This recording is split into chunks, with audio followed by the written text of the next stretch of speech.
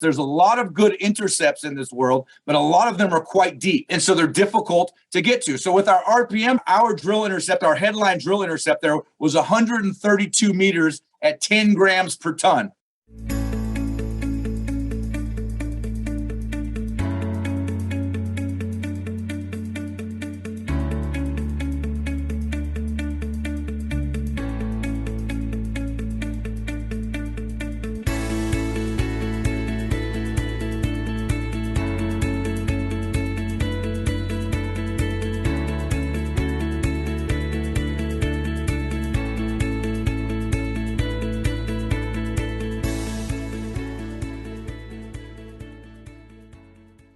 If you're watching this on YouTube, make sure you smash that like button and click subscribe. For those of you listening on a podcast platform, be sure to subscribe on whatever platform that is and leave us a rating if you can. The more likes, ratings, and subscriptions that we get, the more we can spread the message and grow our community. So we also have a free Facebook group. It's called the Average Joe Finances Network. Check us out, join the group, join the community, ask questions, and become a part of the team. All of our other social media accounts are listed in our flow page, and we have them in the video or podcast description below. Hey, how's it going, everybody? So today's guest is Christopher Gerteisen, and Chris is the CEO of Nova Minerals. It's a public company. He's an impressive Australian minerals explorer and developer that focuses on gold and lithium projects globally. Nova Minerals is also known for its flagship 6.2 million ounces Estelle Gold project, a large-scale gold resource just north of Anchorage that houses an incredible 6.2 million ounces. So for there, 4.7 million ounces of contained gold called Corbel Main.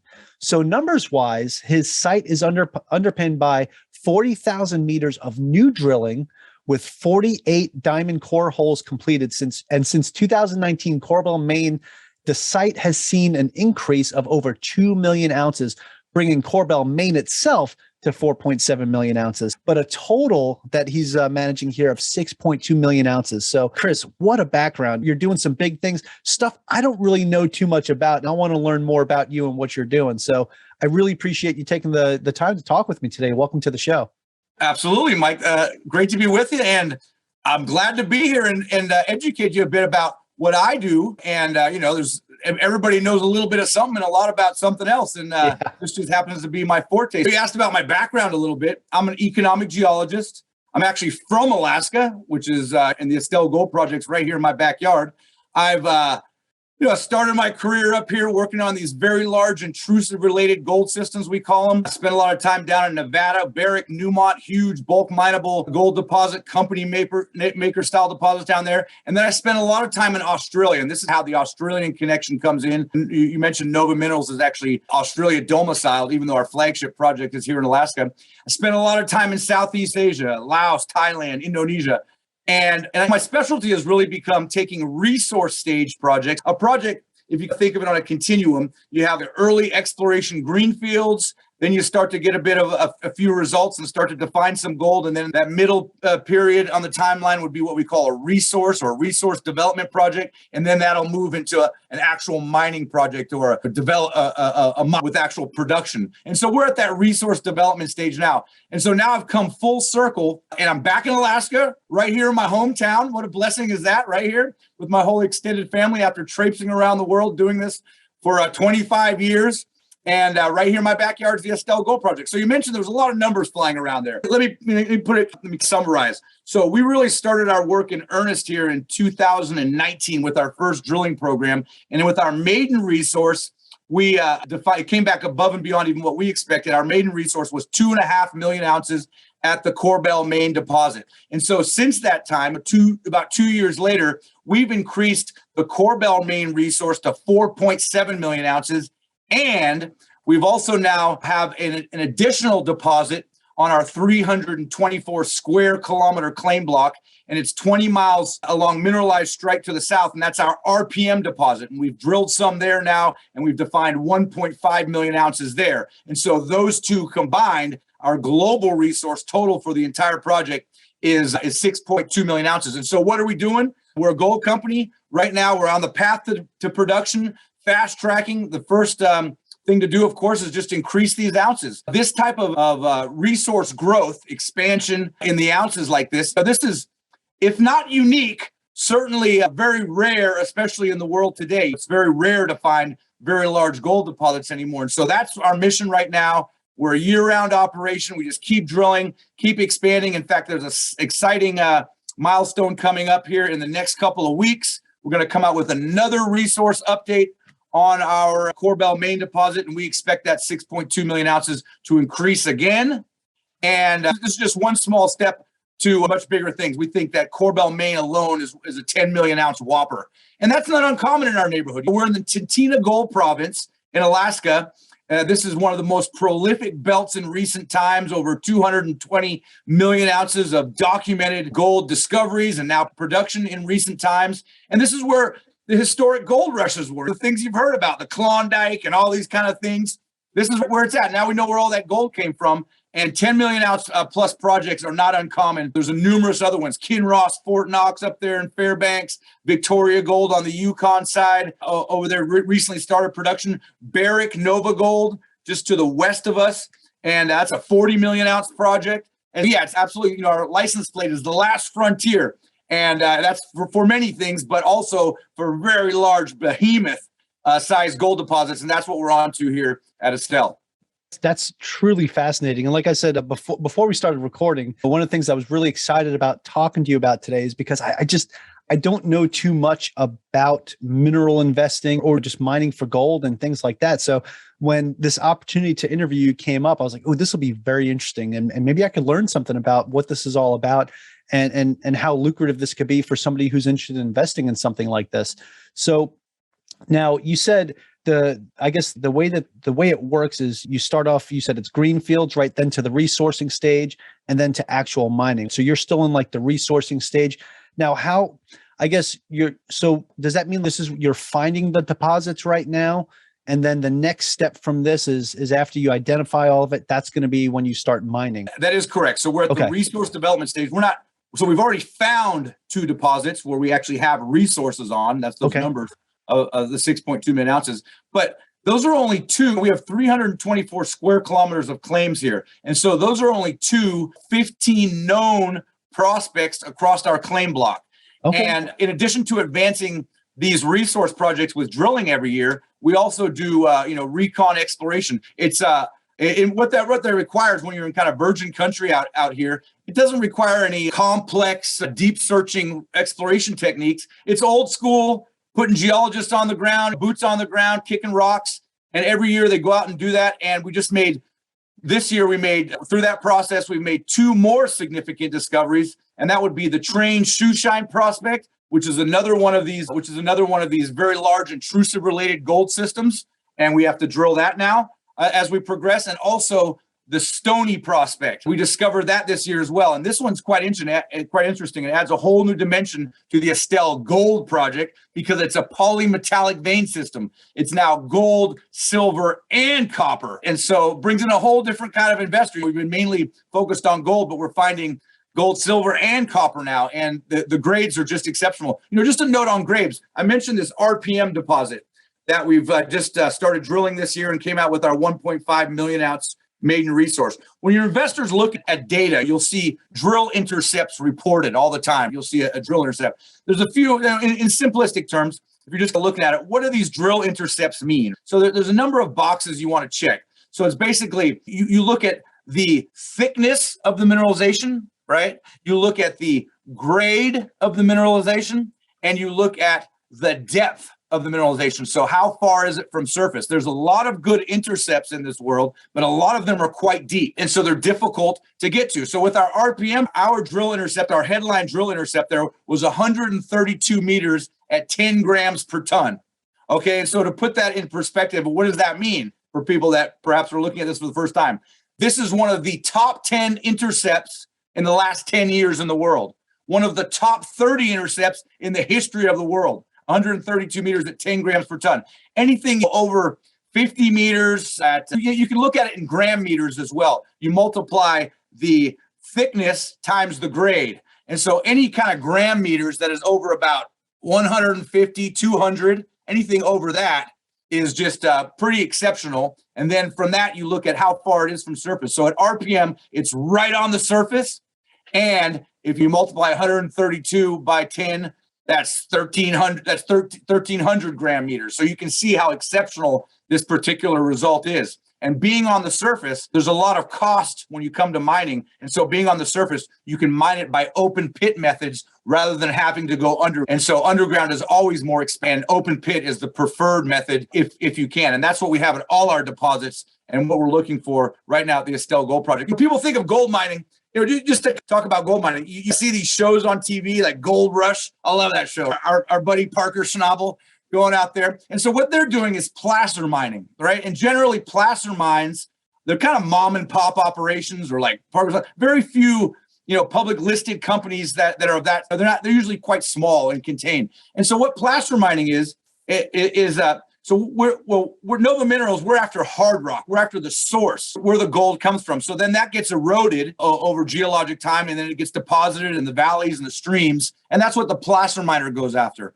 And there's a bit more hit and miss involved with placer mining. It's difficult to estimate exactly what you got. There's some method. You can do some pits around and estimate, but it's more difficult because it's not in situ anymore. You don't have the same geological controls. So you just basically are looking for places where gravity will catch it. That's why they're always looking for the bedrock. They're always looking for the bedrock. And so you just go for it. And some seasons they got a great season, some seasons they don't. Whereas when you come in hard rock mine, you're talking about a decade of work of drilling and data collection and then estimating and modeling using geostatistical techniques. So when you come to mine it, it's a much bigger capital investment, hundreds of millions to some of these projects are billions of dollars.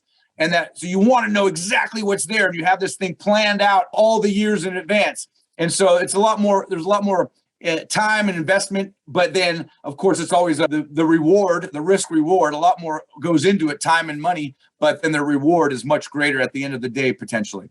Right on. There's so much to take away. I got some notes here because this is a lot of stuff. So when you say that you have found 15 prospects, so a prospect is an area that you've identified that has potential resource in it, like a mineral resource. Is that right? Or is just it has the potential to have it? Yeah. So potential is the operative word there. Basically, the geologists have been on the ground. They see the right geologic features, be it veining, the right type of mineralogy. A lot of our gold is associated with a mineral called arsenopyrite or different sulfide type minerals, pyrite, fool's gold, as they call it. Certain mineralogy, certain type of minerals and faulting and fracturing and structural features in the rock that the geologist goes, we need to get back here and we need to check this out again, prospect. And they've taken some samples and we've sent those to the lab and we're getting anomalous gold. But you don't actually have a resource as such until you drill it. And you have, a kind of a grid pattern or several drill holes that you can then estimate some type of resource like your tons, and you can get a volume based on because the surface, if you're just doing exploration, it's just you don't know how deep it would go. Whereas when you drill, then you have another dimension there, right? And so you can calculate a volume and then use your data, your assay data to estimate the grade inside that volume. And so now you have your tons and your grade, which you can then, which then calculates your ounces. So that's how you get a resource. Okay. Generally requires drilling. So I think I'm putting two and two together here on how that works, at least on the surface, because I know that you can go so much more in depth into this. And it's almost like a play on words too, right? Because here I am scratching the surface, but you need to go a little more in depth to hit the gold. Don't get me started. You can't shut me up. It's all good. I mentioned 15 known prospects. Those are the ones we actually know we've been on the ground. But in addition to that, as you fly from Corbel right up to on the north of our claims down to RPM to the south, 20-mile mineralized strike length. It's like a mineralized intrusive corridor through there. And as you fly over that area, not much vegetation, you can look down and there's just numerous color anomalies, like big red zones where the sulfides are like rusty zones have rusted that are just screaming back at you. These are like unknown prospects. We've never been on the ground in those spots. And so those are just littered with those. It's like a kid in a candy store out there, Mike. Yeah. So the ground that's oxidized like that, so it's got the rust on the top, that's like a telltale sign. There's metal here, right? So that's an area that you would want to prospect and check out. Right. So good early indicator. Makes sense. Easy visual indicator, right? That's the first thing. Yeah, absolutely. You go to those first. Yeah, just like in any type of investment, you're looking for those different indicators as you're going into it. Now, you said the Stony prospect that you guys found, that it was like the trifecta, right? It had gold, silver, and copper. And that's not something that you were strictly focused on gold, but now finding a prospect that has silver and copper, what does that change for you when it comes to like how you're going to, I guess, mine it in the future? Yeah, so it's a pretty exciting prospect. The main Stony vein, we can trace over 4 kilometers, 300 meters in vertical extent through the hills there, and we see it up to 10 to 12 meters thick in certain spots. And then on either side in parallel, we see more of these veins sticking up through the cover, so it looks like a polymetallic stacked vein system. And the way it differs is, so the processing to extract polymetallic would be different, right? So when we produce gold in these intrusive related gold system, basically the process would produce gold bars or doré bars, like impure gold bars that you then send to a refinery and have them purify it to 9999 to 49 gold and things like that. And it have a little bit of silver, a little bit of copper, a few impurities in it. But although our ore is pretty clean there at Corbell and RPM. But when you're dealing with polymetallics, generally, when you're not just focused on gold and you have these other co-products, they're not just byproducts. So basically a byproduct, you don't really care. If it comes at the end, great, I got it. But you're not concentrating the processing. The flow sheet is not designed to capture it necessarily. But when you're dealing with significant amounts of gold, copper, and silver, then you want to try to capture it. This is a co-product. It's you've economically modeled to be able to capture that. And generally what you do in those situations is you produce a concentrate. So you don't go all the way down to the bars. And to produce a concentrate, the process will be different. It'll be a different type of plant, a bit different type of factory to process it. That's how it differs. That it'll be a totally different plant. You won't process it through the same plant. So now you're talking almost like different, like a standalone project, right? So it's a kind of, it'll go off on its own kind of path to look at that project as its own standalone project. Now, but you see how lucrative copper is right now. I think it's around $4.30 a pound or something like that. That's pretty good. We're very close by to us, just adjacent to us. There's a very large porphyry. It's a style of, it's called a porphyry copper gold project. It's another company, and so we know there's copper in the area. So we might actually start to find more of these things. Awesome. You were explaining earlier about the thickness and the grade, right? So with these drill intercepts. So I guess it's pretty cut and dry. Like when you say drill intercept, that's where you drill to where you intercept the actual mineral. And then it's graded based on or I guess the quality is based on, or not the quality, but the project itself, you work on it based off the thickness, grade, and depth. So how far down do you have to go before you're hitting this resource? And you're saying that some of the ones that you've found recently, like you don't even have to go that far down. But what's the difference between this underground versus open pit? You were describing it, but like what is open pit? Like underground, self-explanatory. I understand that's underground, but what's open pit? So it'll be right on the surface. Okay. Right? It'll be right, or very close to the surface anyway. And so you basically just mine a big hole in the ground. You know? So you don't even have to drill. You're just digging at that point. There's a process. So you've drilled it out. You've done your resource drilling. You have a resource model there. And then when you come to mine it, generally what they do in this type of a deposit is you'd go, because it's hard rock, you'd have to blast it. And so as you're mining, you'll have blast patterns, blast areas, and you'll generally sample those blast holes, because those blast holes might only be, I don't know, 2 to 5 meters apart, depending on the rock, how well the rock breaks up, 2 to 5 meters apart. And you'll sample those, and so you'll get much more higher resolution on the data. You can sample those, get assays on those. You'd have an on-site assay lab at that stage, and then based on that data, you can block out. Okay, this is high grade. This is a high grade block inside here, and there's some low grade, and this is maybe some waste over here. And then you blast it, and then the surveyors would come and mark that out, what you call in high grade, based on the blast hole data.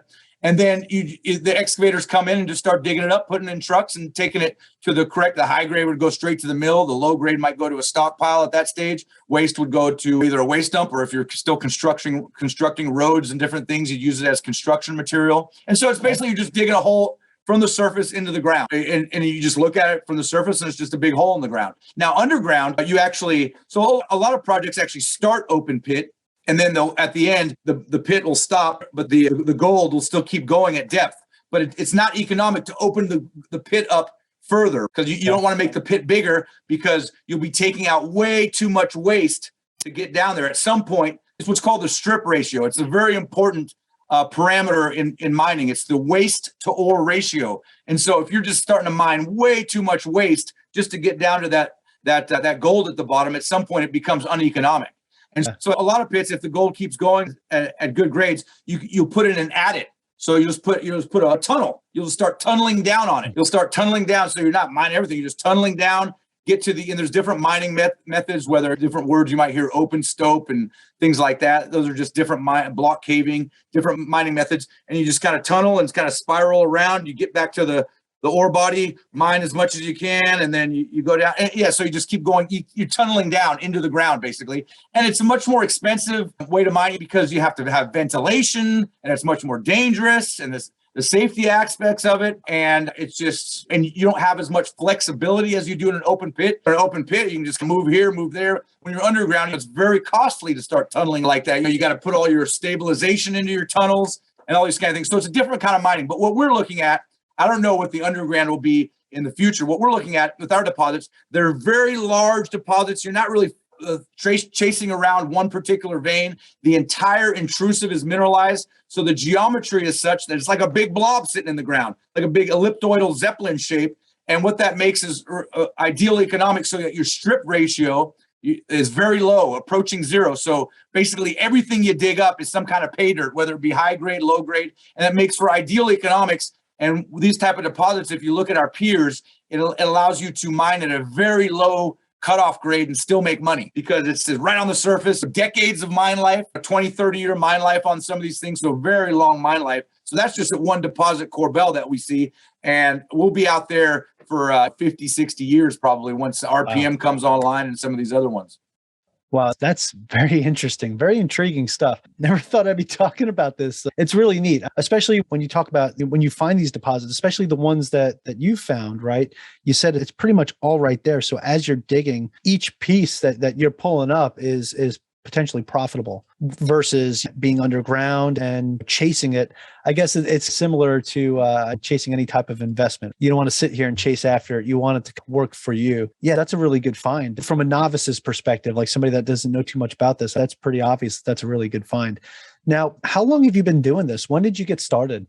Oh, I've been doing this for almost 30 years. Like I said, I would have started working up here as a young geologist in Alaska, up there near Fairbanks. Mm-hmm. It would have been like early 90s, right? Early 90s. And then I went to Australia, and like I said, I've been all around the world, and I finally managed to come home, which is great because this is where I want to raise my kids. This is where I want to be. So it's been just a fantastic experience. When I was going to school, when I first took my first geology course, I remember my professor there, Geology 101, he's like, all right, welcome to Geology 101. This is your passport to the world. And it certainly has been, man. I've just been off the beaten path.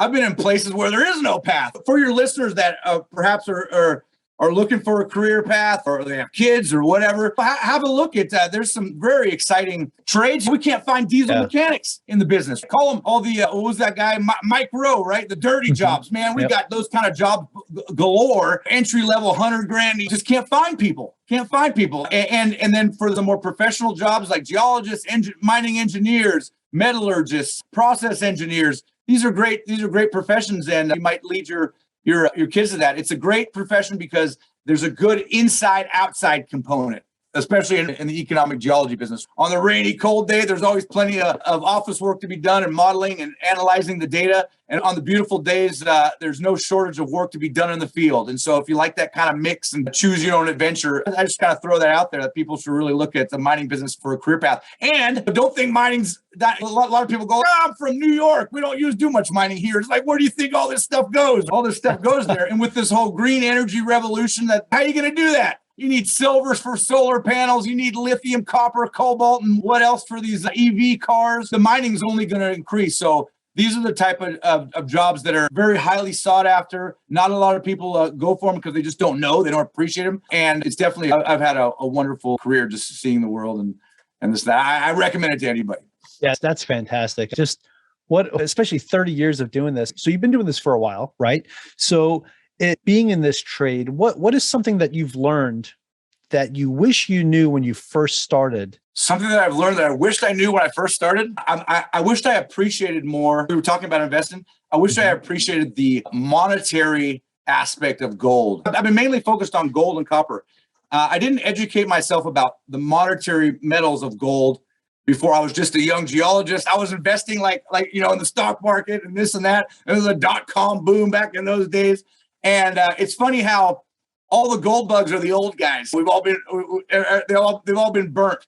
And I wished I would have appreciated the monetary aspect and how it's real money much more back then. I kind of knew it, but I didn't appreciate it. And I would have been stacking gold and silver a lot earlier. That's for sure. Because I was around it all the time, and I would have been stacking it rather than getting burned in the market over and over through .coms and GCFs or whatever. Yeah. So speaking of gold as an investment, so how do you feel about like investing in mineral explorers, right? In general, do you feel like that's a safe bet? And what kind of returns do investors normally see? I think we're going back to real money here, Mike. I think we're going back to real things, let's just call it, in terms of investments. We just talked about the markets and stuff. It's crazy out there. They're just printing this thing into oblivion. We're over here. They're talking about on that side of the pond over there in China. They're talking about what's the thing? Evergrande real estate collapses.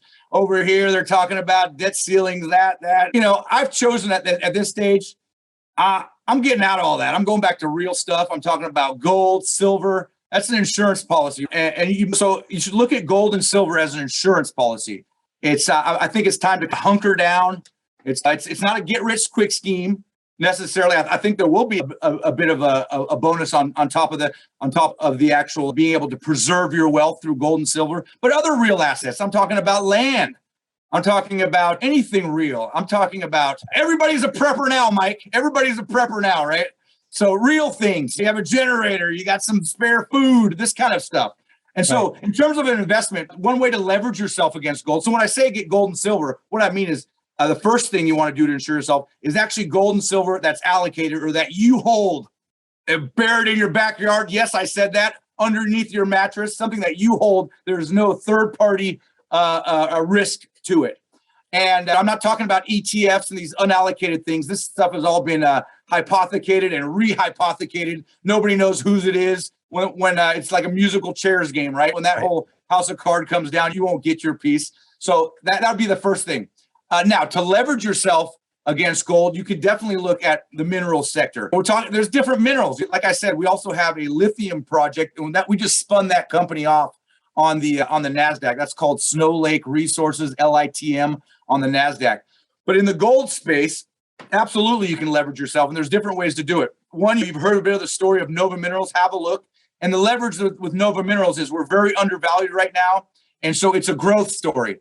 And so there's a re-rate coming. Like I said, the milestones, the data points that are coming out, new resource update now here in the weeks to come for that 6.2 million ounces to increase. Also, there'll be a scoping study released early next year. That's kind of the first level of study to then go on to our feasibility study. So we're looking to be able to produce out here. We'd like to be digging up the first, pouring the first gold around 2025, 2026. And so this is the big growth run-up period in these type of stocks. Before production, the excitement's still there, the anticipation's there, a bit of speculation in the market at times when we start up drill programs, especially in RPM when we go back there. So it's a growth story. It's very undervalued compared to what we actually have in the ground. So there's an opportunity there. The intrinsic value of Nova is much larger, but there's also some speculation with the ongoing drilling program. So if you're into that, Nova Minerals, definitely have a look at us. Now, in the longer term, if you're looking for dividends, yes, I think Nova Minerals not at the production stage yet, so we don't have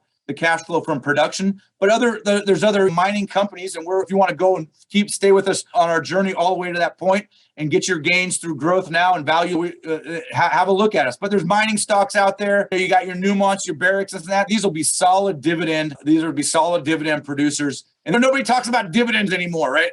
It's like, oh, nobody needs to make any profit. Why does the company need to make profit? I think that's okay when it's happening, but I think we're coming to an end when things are going to go back to true fundamentals, dividends, actual real assets, and things like that. So the gold space, that's what I know about the gold space. The mineral sector is huge. There's copper, base metals, industrial metals, all kinds of things like that. But I'll just keep it to, in the interest of time, I'll just keep it to the gold space. Yeah, for sure. No, I like that though, especially because when it comes to me, I call stocks and things like that paper assets. So when it comes to paper assets, for me, I like dividends. I like dividend paying stocks. I feel like that's super important because it's something that is now like a passive cash flow for me. It was something that I've invested in that can grow, and they have been growing, but at the same time, it's paying me monthly, bi-monthly, or quarterly, depending on when they pay out. So stuff like that is super important. But one of the key things that you're talking about here that I really like is you're talking about, you want to have something tangible. You want to have when you're talking about these real assets, when you're talking about gold and silver, lithium, all these different minerals that you're talking about, but even like you said, land. And that's why I like real estate a lot too. Not so much for the fact that, yeah, you have rental properties and everything like that, but it's also the land. That land, you own that piece of land. So it's super awesome when you talk about some type of real asset, and it's something tangible, it's something you can touch, right? Now, so as we go into this, actually, there's something else I want to ask you about, just because you had mentioned about printing money and everything with how we're going, and just some of the things that causes, right, with inflation. So the way we've been doing it, I think I just saw something yesterday that we're up to 6.8% this month, which is absolutely insane. What's being publicly admitted to. So basically, we're saying, hey, if you're not getting at least a 6.8% return on your investment, you're losing money. That's just the way things are right now. So when you look at that, and then you look at something real like gold that has that value that you can hedge against inflation, it's, those are the kind of things that we're talking about. But with that being said, there's been so much that's happened over the past years that affects us, the pandemic being one of those things. So what do you think the future of gold investing is, and what have the effects of the pandemic, what have they had on the industry itself? I just want to comment first on some of that stuff you said. They're very, very interesting. For sure. 6.8% inflation that they admit to, and that they're now about to recalculate how they calculate the inflation number again. And there's an interesting guy, it's John Williams Shadow Stats, and he actually takes how we used to calculate it back in the 80s, and 6.8%. It's actually, if you use it the way we used to calculate it back in the 80s, it's actually twice that or more. It's actually twice that or more. And at the end of the day, use your intuition. You know on the shelves. They'll report these numbers, but you see what you see all around you. That's the intuition. Trust your eyes, right? Trust your eyes and what you actually see with that type of stuff. So now with COVID, so Alaska's the main way it's affected us is these supply chain disruptions. It's just getting worse and worse. That's the main thing. In terms of work stoppages, no. Alaska's been, I don't know, call it the Swedish model, call it the Florida model. We haven't really done that here. I have to look around and read the news about some of the other places, and all these shutdowns is just crazy. We're naturally about 6 miles apart anyway up here. The 6 foot's a bit of a joke, but we haven't had any of that up here. Work's been going nonstop. A little bit in the beginning, like early spring 2020, when everybody was looking around, didn't know what was going on. But yeah, we haven't had any kind of lockdowns or restrictions on movement, or, I mean, they could try it, but I don't know if it'd work around here. But so it hasn't. Interestingly, the first time we've ever had guys have some additions, stay home and not go out to work, is ever since this, people started taking the shot, right? Before that, nobody had a problem at all. I don't know that. I'll just throw that out there. It's been strange. It hasn't really affected us, and it's full steam ahead. The main thing is supply chain issues. We use all kinds of consumables, anything from bags to saw blades to lumber. That's been another one. Lumber, the prices on lumber are going up. I can see the inflation on lumber. You can tell me 6.8%. But when I look at lumber, it's much more than that. I can tell you that for sure. Yeah, that's been hitting everybody hard, especially in real estate. That's kind of where my forte is, in bread and butter. So the supply chain shortages have been detrimental to just about every industry out there. So yeah, definitely feeling that. And you just got to plan way ahead. I've ordered things now that are 9 to 12 months out. Usually you just call, and in 2 or 3 weeks they put it on they put it on the barge from wherever it's coming down south, and up, it's here in 2 or 3 weeks. But now 9 to 12 months out. So we're having to think ahead, going, this part, this machine's starting to wear down. I better get another one because it might not get here in a year. And if I don't have one, it's going to shut me down. So there's a lot of that kind of forward planning required. I think the times of the just-in-time supply system is over. That's game over, I think. That was nice while it lasted, but I think just in time is kind of over, and people got to start having inventory in place. You got to have parts inventory and start doing it the way they used to do it pre-1960 or 70, whenever that just in time came in, because supply chains are breaking down. It's just takes some adjusting. We'll get there. We can start making some more things closer to home. Yeah, I feel like it's been like a long time coming with the supply chain issue. It wasn't COVID that did it. COVID's just what pushed it over the edge. So it's been leading up to this for at least 2 decades now at this point. And when you think about the fact that you pretty much had to change your thought process on how you're ordering your supplies and just everything. So you change your mindset around it, which is fantastic. That is the right way to look at things, no matter what industry you're in, is that to be able to think ahead and get ahead of the problem. That's how you win, right? That's how you either beat out your competitors, or that's how you continue to be able to do what you're doing and not lose your own business. With you being a business owner, with everything that you're doing some huge things, man. And it's just really awesome. Do you have a favorite business related book or podcast that you listen to? Oh, all these kind of things that we talk about. The podcast that I listen to personally, here's some people I like to listen to, and I think make a lot of sense. People like Peter Schiff, people like Rob Kirby. Oh, I'm sorry, I'm missing some of my favorites here. People like David Morgan. People like that. In terms of, this is a finance show, an investment show, and so those are the kind of people that I listen to that make a lot of sense to me.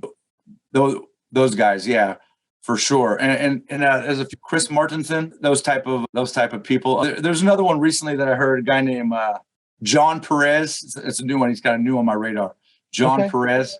Yeah. Right on. Yeah. No, all great recommendations. Definitely appreciate that. Now, we've talked, it's still a foreign language to me, but I think I learned a lot having this conversation with you. I definitely got a whole page of awesome notes here. And for my listeners that are listening and they're interested in, hey, I want to maybe potentially invest in the gold mining industry, right? Because that's what you do, right? It's not necessarily investing in gold itself, but investing in the gold mining industry. But you also said to, hey, buy these real assets, right? Buy actual pieces of gold that you can bury in your backyard, which is pretty cool. Where can people find more information about you and Nova Minerals and the projects that you're working on, like Estelle Gold Camp and different things like that? So where can people find you? Can you share your website with us, social media, anything like that? So yeah, our website, that would be the one-stop shop, novaminerals.com.au. So Australian domain name. I don't personally do my other fellow director does the Twitter, but yeah, Nova Minerals on Twitter. I think he's doing, Twitter. Twitter's the main one. And you can go and you sign up on our mail list and everything on the website. Also, if you go to YouTube and type in Nova Minerals, I've done some not interesting shows like this, but more like just 5-minute kind of news shows. We give updates on kind of financial news shows that are just like 5-8 minutes long, just kind of give the latest update. There's a lot of that going on there. We're listed in the ASX. So we have several listings. Our primary listing is the Australian Stock Exchange, the ASX, under the ticker code NVA. But we're also, for your audience, probably more importantly, on the OTC right now. And the ticker code there is NVAAF. NVAAF on the OTC.